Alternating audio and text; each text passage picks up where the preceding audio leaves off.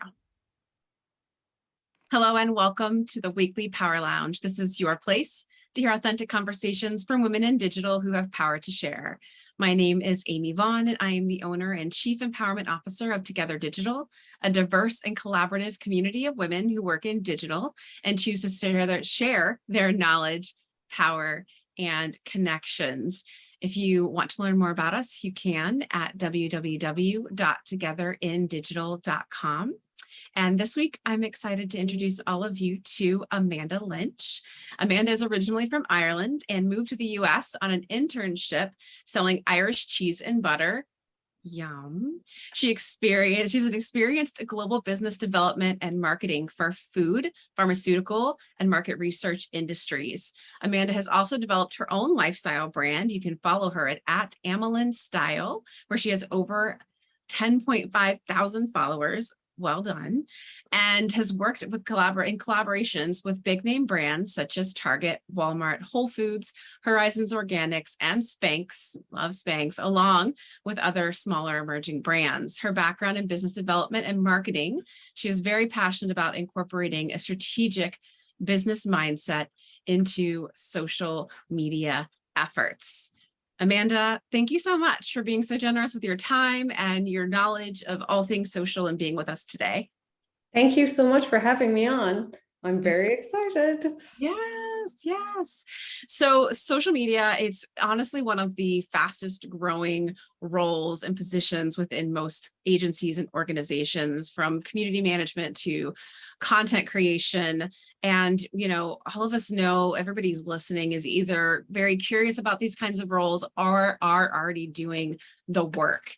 So as someone who is experienced in kind of all these arenas within social media, I was kind of curious, what do you love? What drew you to social media? What do you love the most about it? And what do you like the least? Ooh, what I love the most about it, I love photography, so I love visual aspects of social media.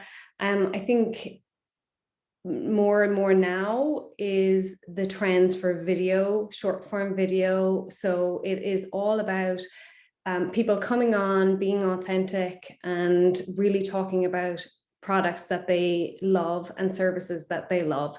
So we're seeing that trend emerge very quickly. Yeah, absolutely. So that's what kind of drew you, is like more the visuals and the videos. What do you tend to like least about social media? I would say the constant constant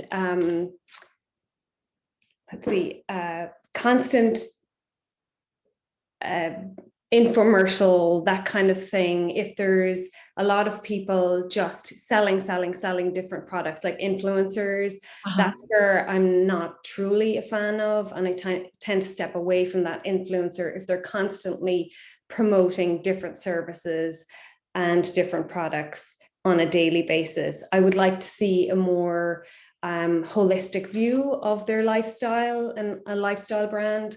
So that's kind of where I just tend to steer a little bit away from. Yeah, I think it is interesting, everything from Instagram to YouTube, especially YouTube and YouTube celebrities, like it's a whole another world out there. And I agree. I think the ones that are the most successful actually tend to be the most genuine, and they've got like quirks to their personality or differences about who they are and how they approach life that I find really, really interesting, because you get drawn into their personal story and journey, and not just what they're selling, but then obviously they're earning your trust, they're earning your respect. And then in the meantime, you happen to be catching the types of products and things that they love. So I am with you. Just disingenuous marketing within a platform that's meant to be engaging for social. It's like, it feels counterintuitive. Absolutely. So I'm going to mix up my order of questions a little bit too, because I wanted to kind of get to the heart of, what you like most and least about the platforms of social media, and ask you next, which platform is kind of your favorite and why? Instagram, definitely Instagram. Without a doubt, when it first came out in 10, 12 years ago, I just was like, ooh, what is this? There's so many pretty pictures. It's beautiful. It's curated. And now it has obviously incorporated video a lot more, and that most of us started off probably in Facebook. I like Facebook in the sense that you can catch up with people, products advertise, and services and companies advertise on Facebook. But with Instagram, it just seems it's very quick and easy to go in, look at, and there's just a beautiful curation. And then behind the scenes, a lot of companies are leaning into video in stories and things like that, which is really nice and a really nice way to interact with your consumers as well.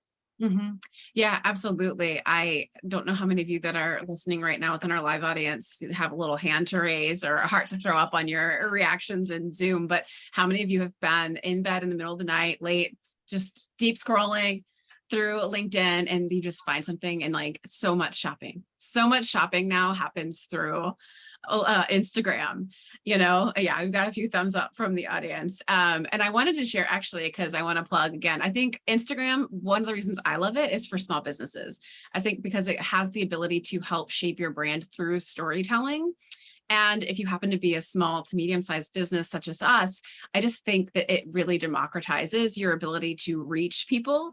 And so I wanted to share, I recently went to St. Louis for one of our St. Louis events because we got several members there. And one of the women who was there speaking, and we were talking about Instagram and social media, was Moon and June.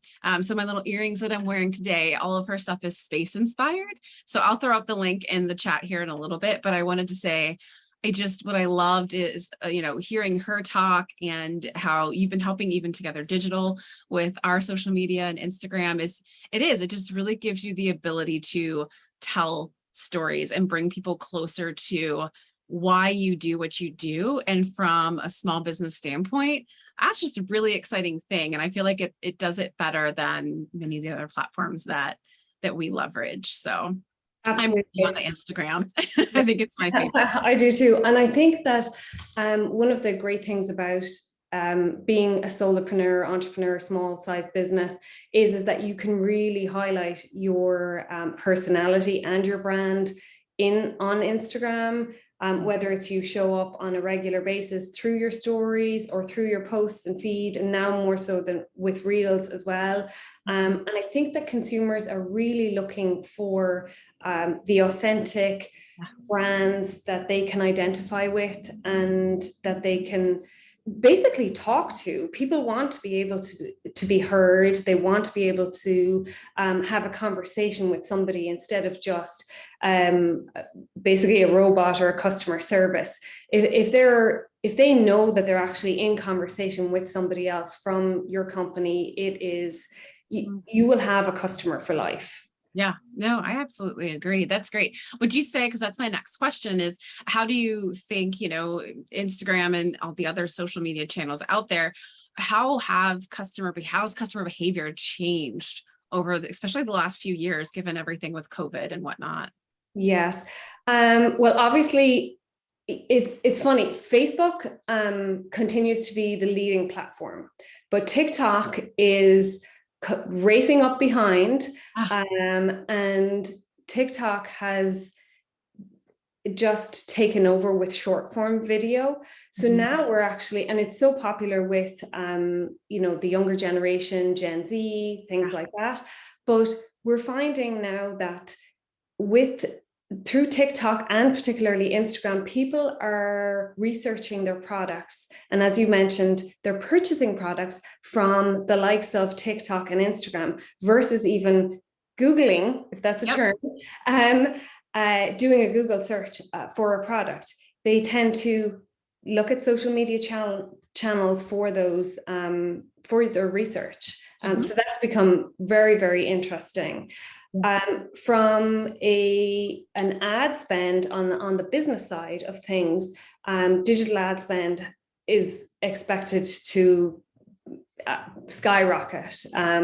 In 2021, they spent over $250 billion was spent in digital ad spend, and that's expected to go up to about $870 billion in 2026. So that's where marketeers and businesses are really focusing their advertising dollars, is in the social media channels. Yeah.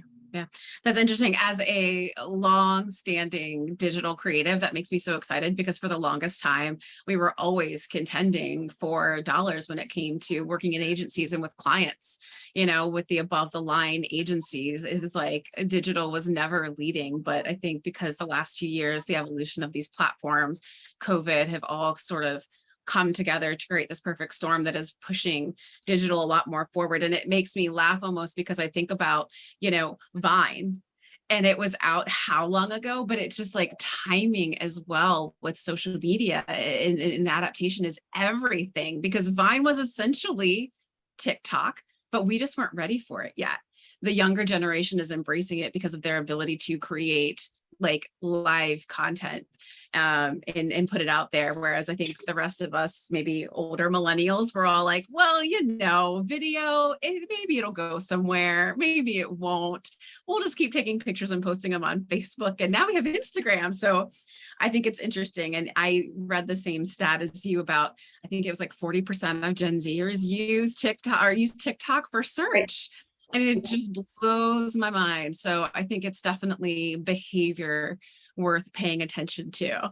And then Kathy, who's listening, says, just imagine how us old crusty Gen Xers feel. Oh, we're right there. We're not far behind you. Awesome. Well, we talked about favorite platforms. We have talked about how they have changed over the years. Whether you're working on clients, or you're at an agency, or maybe you're starting to develop and build your own social media marketing, what are some strategies that we can start to employ to really help it be successful? Okay.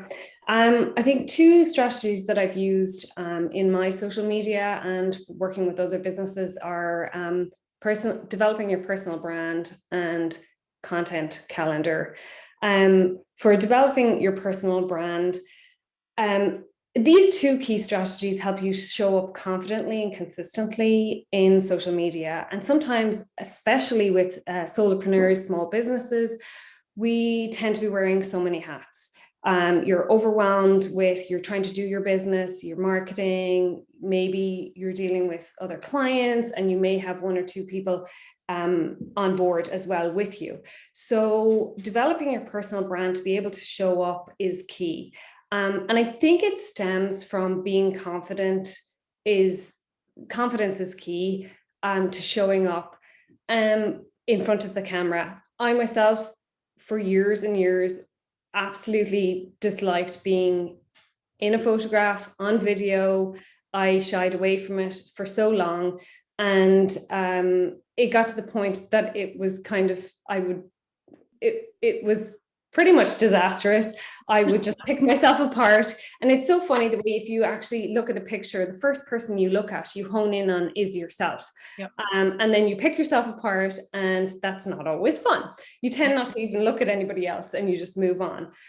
So I pushed myself for a long time. Rewind about 10, 12 years, when Instagram was first coming out, I became a stay-at-home mom. And I wanted to have a little side hustle. So I sold jewelry and accessories on the side. Well, I could have used the company's marketing, which they had marketing, but to push myself, everyone wants a unique selling point. So I started taking pictures of necklaces and the jewelry. However, I would crop my head out of the picture. True story.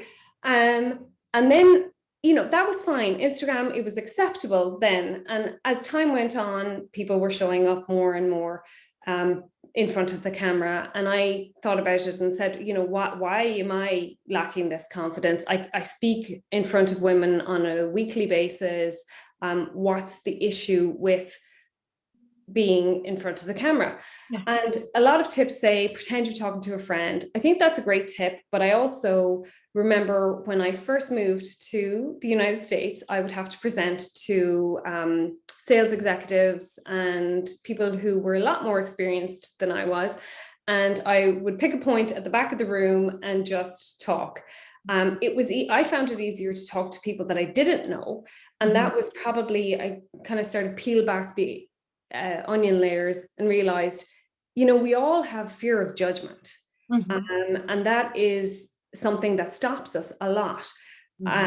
within our, showing up for anything on social media. So I thought about this and I said, you know what, those people that are going to critique me, chances are I shouldn't worry about them. They're probably critiquing themselves too.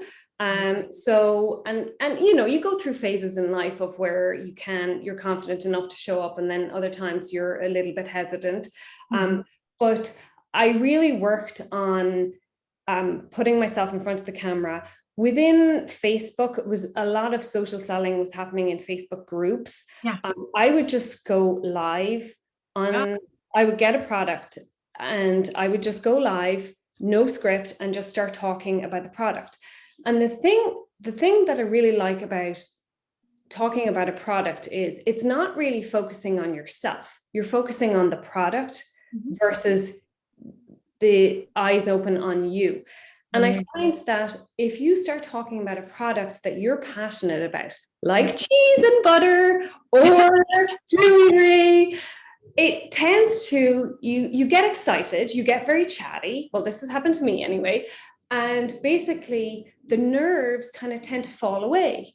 And the focus isn't on you, it's on the product itself.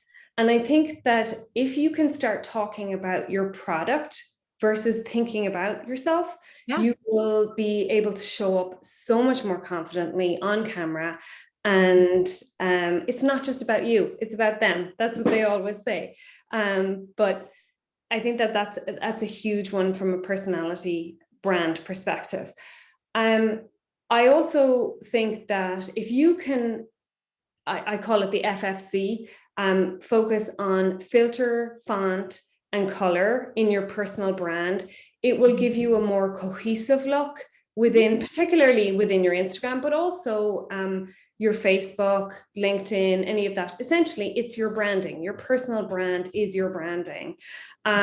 Tips to actually show up within, let's say, I see an awful lot of businesses whereby they're on Instagram and there's no pictures. It's all product. It's all product based. It's not conversational. You don't get to know who's behind the scenes at all, particularly in, say, like industries like real estate, mortgage lenders, and it could be anyone that's on there. So what I would say to any solopreneur, if you have an opportunity to have a photographer take a mini photo shoot for you, couple of tips. You may not have the budget or the time constraints to do many photos, but what I would say is wear something like a neutral top and a statement necklace. Bring 2 jackets, a blazer and a bomber jacket. Bring some heels and flats. You can switch in and out of these outfits in a quick photo shoot, and stand up, use different backgrounds, stand up, sit down, and then you basically have a stock pile of probably 5 to 7 photographs that you can sprinkle in throughout your social media. And this is helping develop your personality brand as well. And you can incorporate that with your fonts and your colors and your logo and everything, so that people will begin to recognize you a little bit more on social. So that's from personality brand side of things.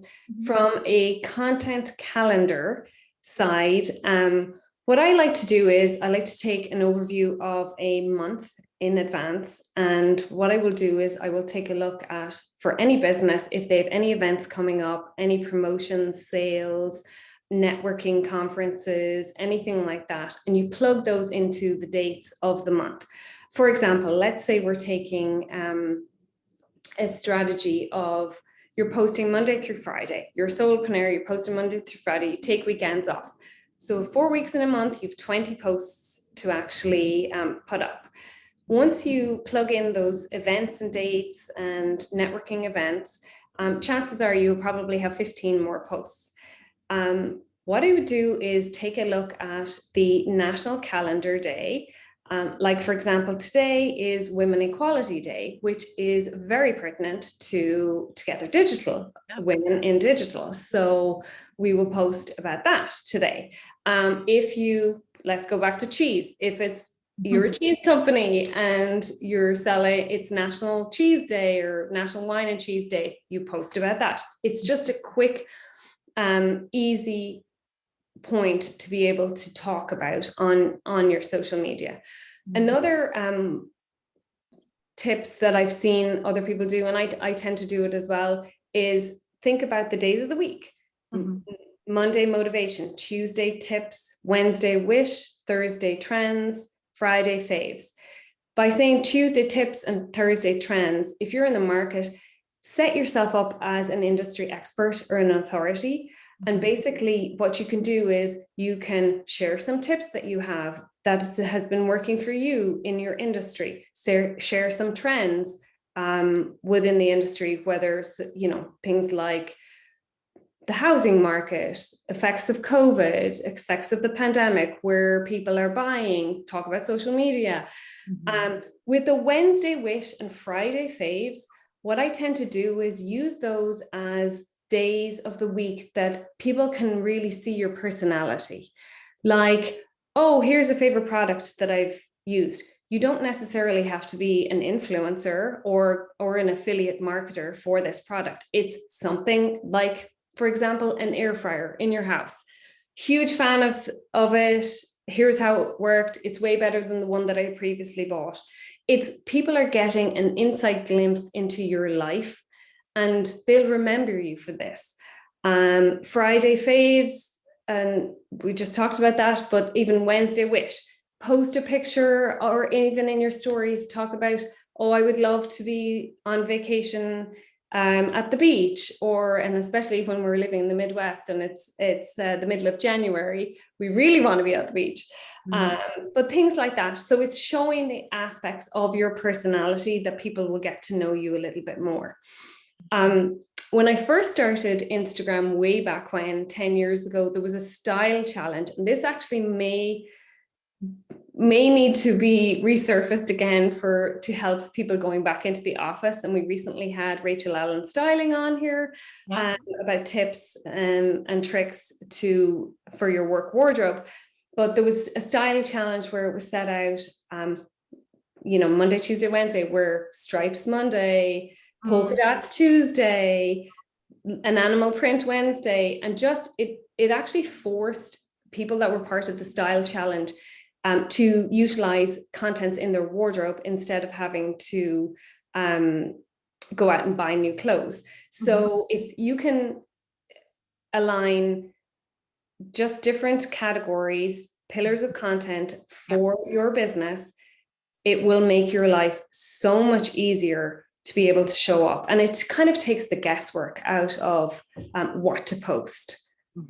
Yeah, definitely. I agree. So whether you're kind of an entrepreneur, solopreneur, starting your own business, or even looking at revamping your business, personal brand, and even if you are working for clients and you have a brand, I feel like all of these points have been extremely important and relevant. And I 100% agree with you. I think I did a short little video piece a while back on the difference between tone of voice.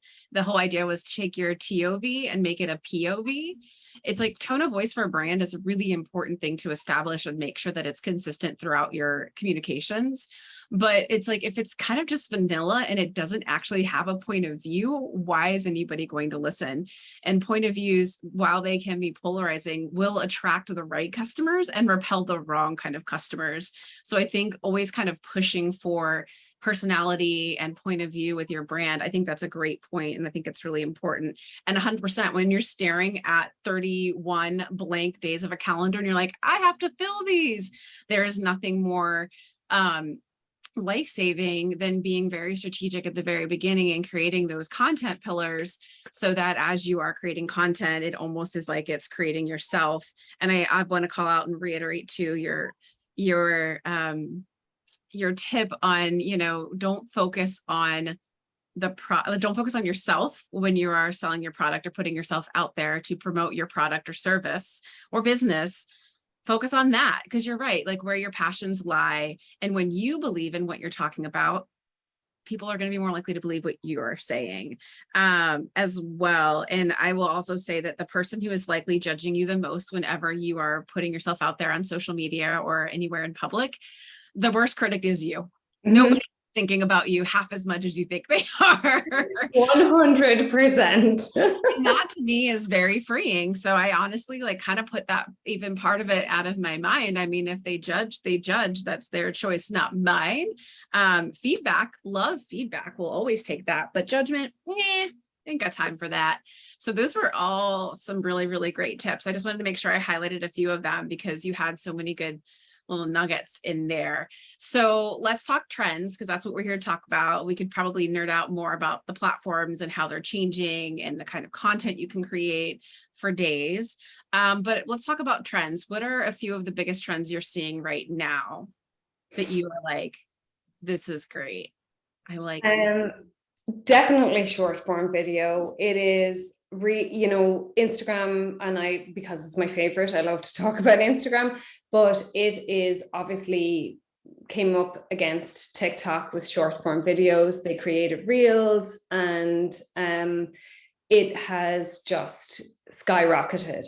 One of the trends that I'm seeing more with short form video is the shorter the video within, let's say, under 15 seconds tend to go viral more often versus the longer short form video. Now, Instagram has actually rolled out, instead of a 60-second, you can do a 90-second short form video. Mm-hmm. So what I would recommend for people in that space, if you want to use the 90 seconds, use them as more of an educational aspect or video.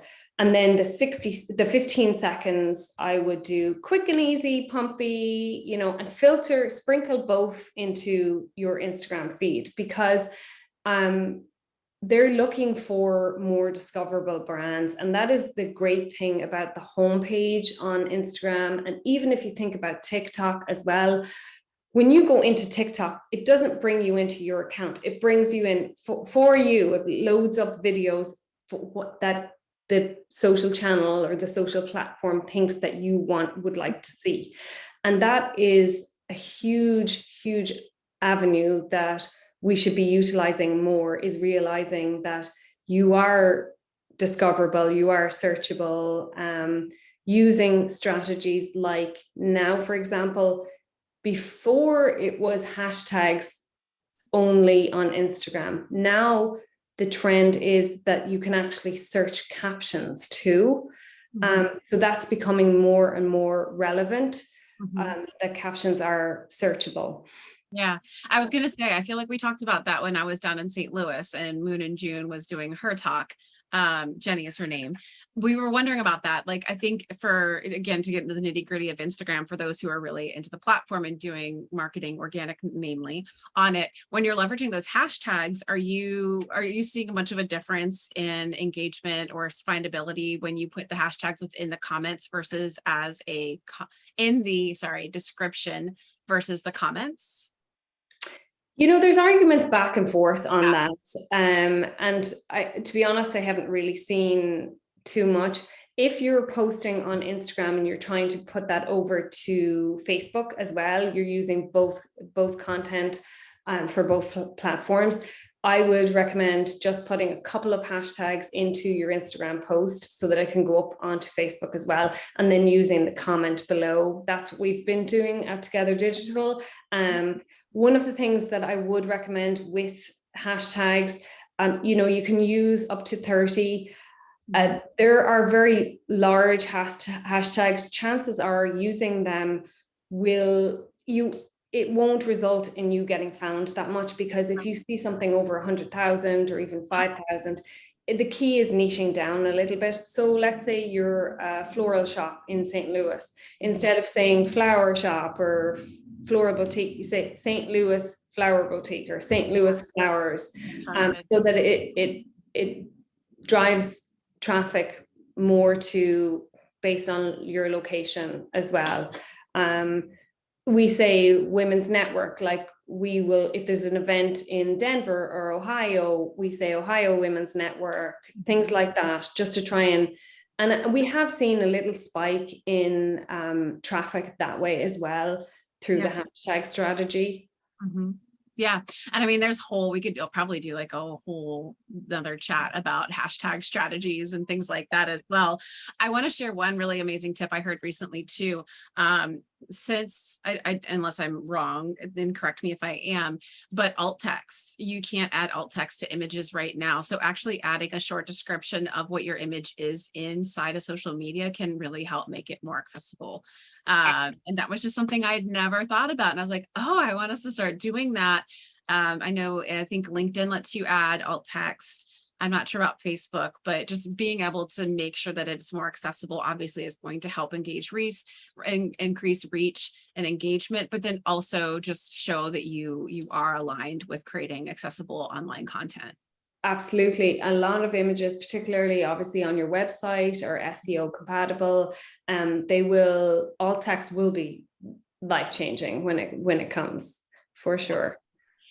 Awesome. Okay, so of the trends that we've kind of been talking about, or any ones that we haven't mentioned yet, do you feel like there's any of them that people are still using that are maybe on their way out? Do you feel like these trends within social have a shelf life, or do they just kind of become like it's like a snowball, just a part of the ongoing rolling ball that is social? I think that a lot of people are hesitant to jump on the trends. We particularly saw this, especially with Instagram, and people they first started with Instagram as just being photos only.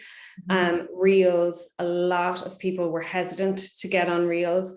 My recommendation is, if you're hesitant to get on Reels and you have a ton of photographs and you're old school, you just want to post photos, Yeah. I would recommend dumping all those photos into a 15-second reel or a 30-second reel and just say, this is what I've been up to last week, or this is what I did this summer memories, and post it on your feed. It's a good way to get you more comfortable with jumping on that trend. Another way to use Reels is if you're showing up on your stories, you can hit the download or can automatically save to your camera roll. Take a look at your camera roll, see what you've talked about, put it into Reels at the end of the day, end of the week. What I'm finding is, and just even from listening to people, users use the platform very, very differently. Some people love looking at the pictures and the carousels and the posts. Other people will only watch video content. Other people will watch stories only. Right. So it's not one or the other. It is all aspects of it. One of the big trends that I'm actually seeing at the moment is social audio. It's where video content, they're saying video content is too much, text is too little. So putting your captions on particularly stories, and I'm thinking that we may even have to gradually put it onto Reels too. They've started with this, adding stickers and polls onto Reels just recently in the last few weeks. So social audio is definitely becoming a trend. It's very inclusive. People don't have to have their audio on. A lot of times people are watching it while they're at work or on a train or in a noisier place. Even though they have earbuds in, they may not necessarily be able to hear you, but that's a huge trend that I don't think is going to go away. Yeah. Yeah. I mean, I would even say it made me think about captioning too. I know a lot of companies and brands and people who own their own businesses like creating their video content on TikTok because they like the way that it subtitles, and then they'll repost to Instagram because of that. And our resident LinkedIn expert, Brenda Miller, is on with us too. And she was just saying that LinkedIn has launched LinkedIn audio, but it's not yet available to everyone. I'm guessing Brenda has it though. And Julie says she only watches TV with captions. So I need my social videos too. I agree. I mean, I'll be laying in bed with the kids trying to get them to sleep. And where am I at? I'm on Instagram scrolling. And so, yeah, those captions are absolutely key. But yeah, I'm interested to see where social audio takes us. Are there any other trends that you feel like are kind of emerging outside of the social audio? Definitely the shopping. I mean, we touched on it before, but I think it's becoming uh, very, very a huge avenue for so many Yeah. influencers. Even I'm finding that a lot of influencers are posting direct to Instagram Yeah. versus using an affiliate brand as well. And I think that that is going to be Yeah. very big. Yeah, for you small brands out there, so entrepreneurs, solopreneurs, or even if you have a side hustle, like I was saying earlier with my lovely earrings I'm wearing from Moon in June. I mean, I think she said she has an Etsy page, but most of her business and most of her sales come through Instagram. So it's definitely a very powerful platform. But I will say I learned from one of our Google workshops that Etsy, for those of you who are makers and creators out there, Etsy does a ton of great it plugs in nicely with Google and Shopify. We can share the workshop details here. Julie will probably be able to find them real quick. But it just really does. It makes Google is trying to democratize for small businesses. So when you type into Google handmade earrings, it's going to pop up with smaller businesses, and a lot of them either come through Google with Shopify and or Etsy. So just hot tip for those of you who, I know we don't see Etsy as a social media platform per se, but for your businesses, I think it's done something really great. Jen also agrees. She watches TVs for a caption with TV. I agree. I need to, because I don't know, maybe it's an age thing. I can still hear. Okay, I swear. Yeah. What are your top 3 biggest pet peeves that you see either brands or individuals, whoever, you don't have to call them out specifically, doing on social? What are some of your pet peeves? I did touch on it before, especially when an influencer is posting, this product, this product, this product on a daily basis, and I don't really value their opinion as much. Another pet peeve would be, I suppose, the feeling of always having to show up, like that constant, it's a fear. What if I don't show up? Will I lose followers? What if I do? Am I showing up too much? Am I annoying people? That kind of thing. And I think I'm hearing from a lot of people at the moment is about social media burnout. They're very frustrated and they are exhausted with having to try and figure out, should I be on all of the platforms or should I concentrate on just one in particular?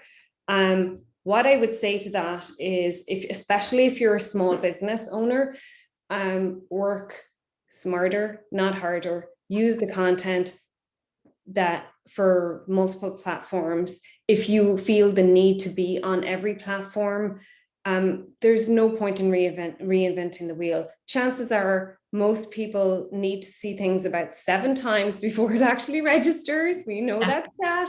So you think you're saying the same thing again and again and again. Chances are by the time you're totally tired of saying it, somebody goes, oh, I think I just thought, that just rings a bell. So I think that's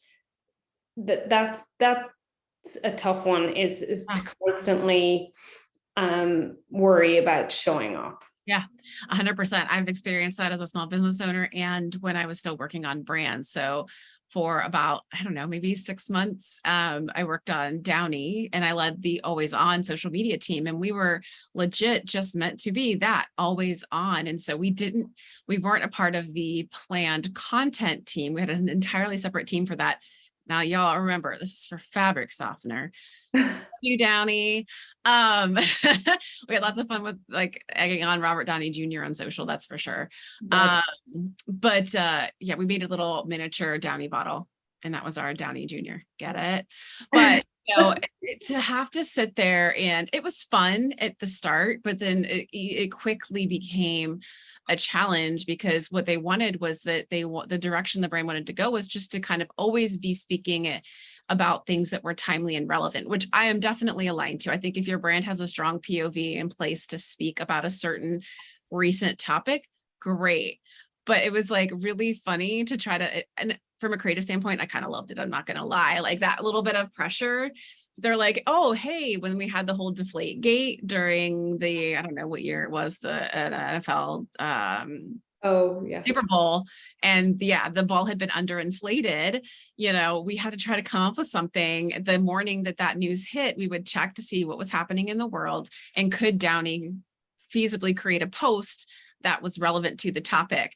And, whether if you're ever looking to be relevant and you're geo kind of focused to a certain location, which we did with Twitter. I had the most successful thing we ever did. The only thing I've ever done that I think really went viral was the man swaddle is what we called it. So it was so cold out. It was when we had like that whole Arctic blast.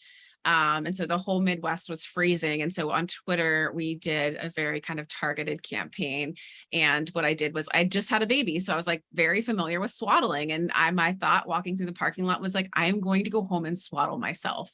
And so we created a number of videos and how-tos on how to basically create yourself a swaddle, like for an adult. A man swaddle is what we called it, because it was just funny watching men swaddle themselves.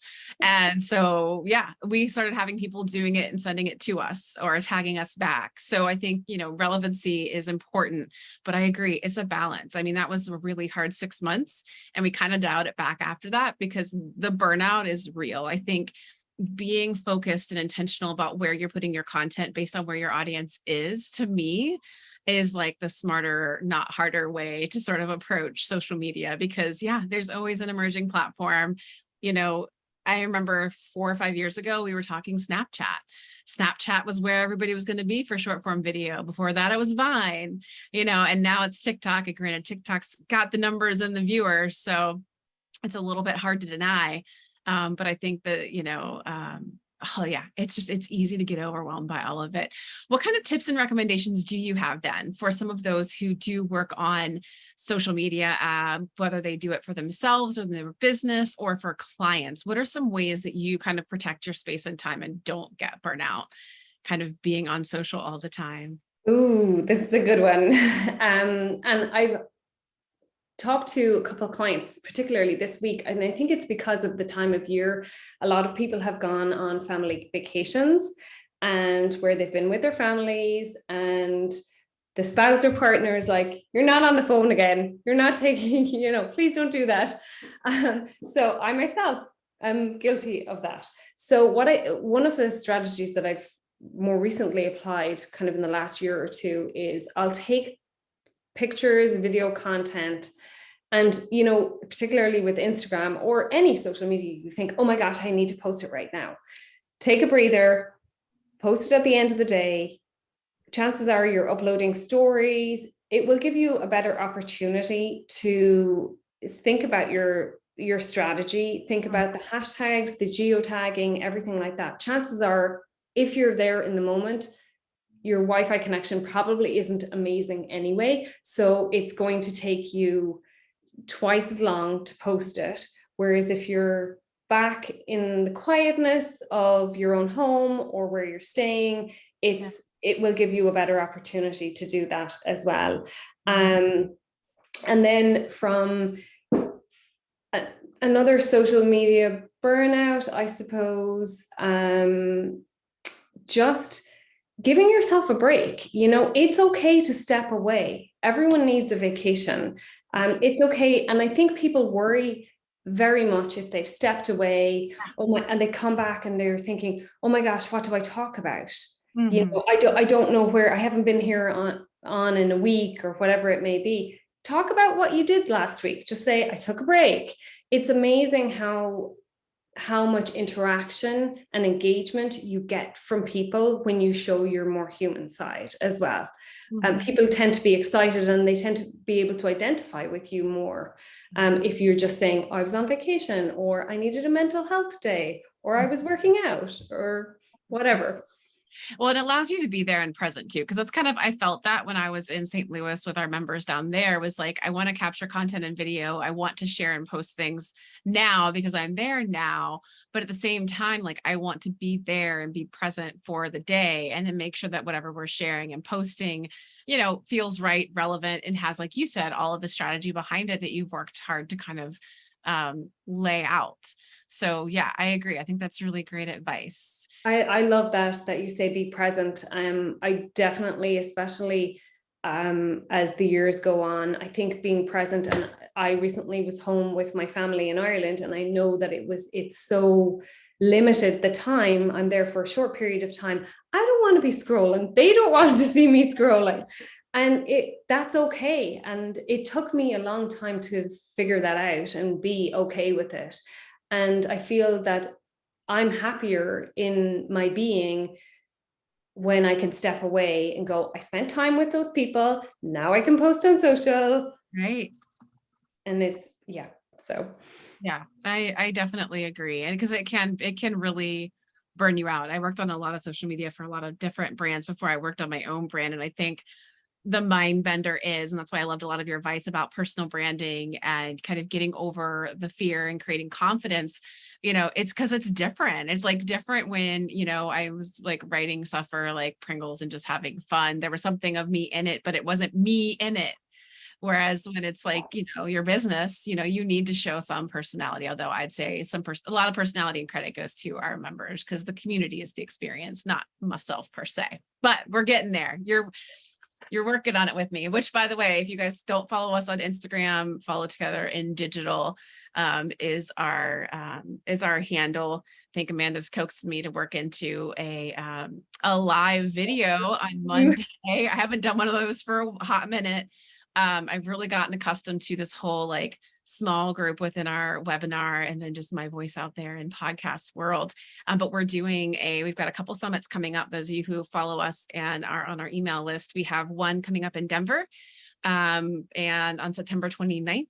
And then one in Cincinnati on October 11th. And we are doing a flash sale, 40% off our tickets, single individual member, non-member tickets, Monday, Wednesday, and Friday. So if you're listening and you happen to be near one of those cities, or you just want to make a trip to Denver or Cincinnati, we've got some amazing content and things happening for that. So Amanda, I just asked the audience in the chat if they have any questions. I haven't seen anything come up yet. So I'm going to give them a minute to think and add comments or questions into the chat as we wrap up. What other pieces of advice or tips did we not get through with all these great questions that you answered so fantastically? Is there anything else that you want to share with them? Well, number one, definitely follow us on Instagram, Together in Digital. I can't wait for the summits as well. But tips wise, one of the things that has helped me along with, especially being a small business owner, solopreneur, with a content strategy is as I'm going along throughout my days or weeks, and I think of something to post, I go into my phone, go to notes, go to Google Docs. I just find it so useful. It's basically you're building your content bank. So then when you're doing your content calendar, you refer to that, and it's a constant working list. It's an evergreen, basically, list. A couple of other things that I've started to use a lot more on Instagram recently is the save function on Instagram. If you see a reel that you love, that you think is amazing, don't step away from it and try and go back, because chances are you'll have forgotten who posted it or anything like that. So go into the function on Save Instagram and it will go into your saved section, and the 3 lines up on the right hand side, there's a drop down and it goes save, and you can pull those up. One of the other great tips and progressions with Instagram is that they've started using, if you post in Instagram, they have started using the little key, it's up on the left hand side, use template. So let's say you produce a reel and you put all this hard work into it and there's 30 pieces of content in it. Yeah, you can actually use template, use it for your next reel as well. You can change the music on it if you don't like, if you want to use a trending audio or anything like that. That has become my new best friend. Yeah. I love it. I was going to say, that's great. I think, when I was making just a reel for myself personally, I saw the option to save as template. I was like, woohoo, because man, I tell you what, sometimes I could spend like half a day just watching and reworking and massaging a reel. It comes from like my experience in video and being used to being a part of very produced things and realizing, no, it doesn't have to be like that. Like, it doesn't have to be like a finely produced commercial. It's a real, people want that sort of more authentic, maybe a little bit raw kind of feel to it. But yeah, these were all fantastic tips. These were all great pieces of advice. Hopefully all of you have, taken away some new lessons and have some ideas on ways to really leverage some of these trends and these tips for your social media. Do we have any questions before we hop off? All right. Well, if you happen to join in late or you had to leave early, I know a few folks did, don't worry. Every week we record this and it gets emailed out to all of those who register. So make sure you just choose to receive your messages from Together Digital. So we have permission to email you. It'll be the same day. You'll get the recording. And then also we have our podcast. So like I said earlier, before we kicked off, this is our opportunity to let you all listen live. And in a few weeks, we will have this up as a podcast.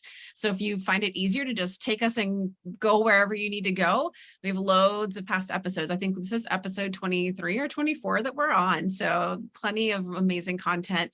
Amanda, thank you so much for being here with us today. It was a blast getting to nerd out with you over social media and trends. Thank you so much for having me. I love talking about this topic. We could talk for hours. I know, right? Yeah. All right, everyone, take care, and we'll see you all again, hopefully next week. Thanks, Amy. Bye. Bye.